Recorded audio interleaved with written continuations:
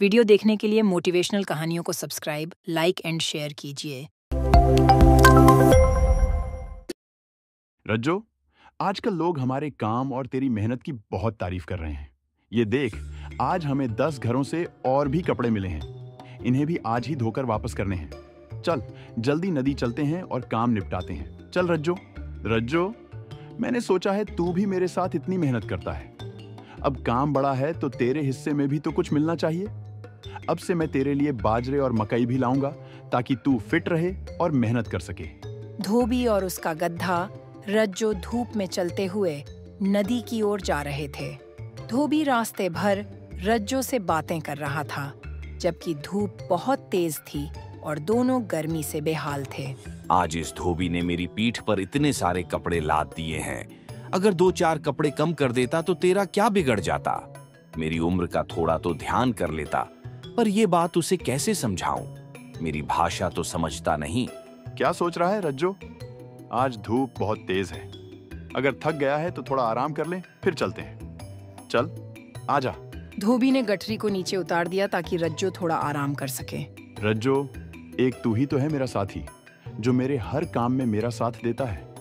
मैं जानता हूँ रज्जो, तेरी उम्र ढल चुकी है। अब तुझ में पहले जैसी ताकत नहीं रही। फिर भी तू मेरे लिए जी जान से मेहनत करता है। लेकिन तू घबराना मत। इस बार मेले से मैं तेरे लिए नया साथी लाऊंगा। फिर तुझे थोड़ा आराम मिलेगा। अब चल, थोड़ी दूर और रह गई है। जल्दी काम खत्म करके आज तेरे मनपसंद का खाना खिलाऊंगा। चल, आजा। धोबी गधे की पीठ पर फिर से कपड़े का गट्ठर लाद देता है और दोनों नदी की ओर चलने लगते हैं। हे भगवान, इस धूप में तो आज मैं झुलस ही जाऊंगा। अब तो प्यास से गला भी सूखने लगा है। तभी अचानक चलते चलते गधे का पैर फिसल गया और वह लड़खड़ाते हुए बगल के गड्ढे में गिर जाता है। मालिक, मालिक, मुझे बचाओ। मालिक बचाओ, मैं गड्ढे में गिर गया। अरे रज्जो, तू इस गड्ढे में कैसे गिर गए? ला अपनी गर्दन आगे कर, मैं तुझे अभी निकालता हूँ। धोबी बहुत कोशिश करता है, परंतु गड्ढा गहरा होने की वजह से उसके हाथ गड्ढे तक नहीं पहुँचते। काफी कोशिश करने के बाद वह परेशान हो जाता है। ये सब मेरी गलती है रज्जो। अगर मैंने इतने सारे कपड़े नहीं लादे होते तो तू इस गड्ढे में नहीं गिरता। घबरा मत रज्जो, मैं अभी कुछ करता हूँ। अरे, कोई है इधर जो मेरी मदद कर सके? अगर कोई सुन रहा है तो आ जाओ भाई, मेरी मदद करो। इस तरह से धोबी ने अपनी सहायता के लिए आवाज लगानी शुरू की।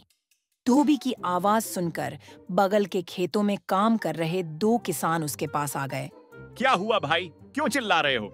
भाई, मेरा गड्ढा इस गड्ढे में गिर गया है। तुम भले आदमी मालूम पड़ते हो, इसे निकालने में मेरी मदद करो। तुम चिंता मत करो, धीरज रखो।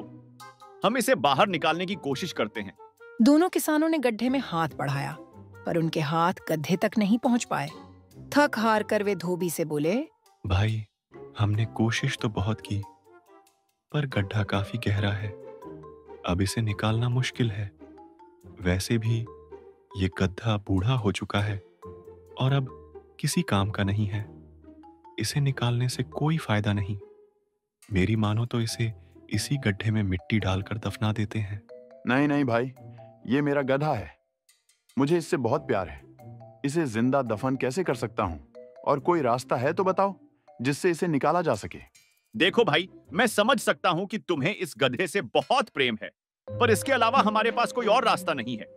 इसे ऐसे ही मरने देने से बेहतर है कि इसे दफनाकर मुक्ति दे दो। पहले तो धोबी तैयार नहीं हुआ, पर किसानों के समझाने पर वह मान गया। तुम लोग ठीक ही कह रहे हो। जंगली जानवर का शिकार होने से इसे दफनाना ही ठीक रहेगा। तुम लोग अपने अपने फावड़े से मिट्टी डालने में मेरी मदद करो।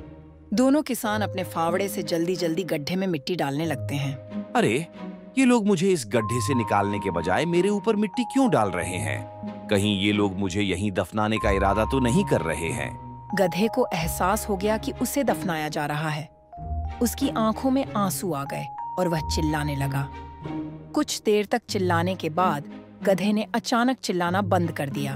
ये गधा अचानक चिल्लाना बंद क्यों कर दिया? जरा देखूं, क्या बात है? धोबी ने गड्ढे में झांका तो वह गधे को देखकर हैरान रह गया। गधा अजीब हरकत कर रहा था।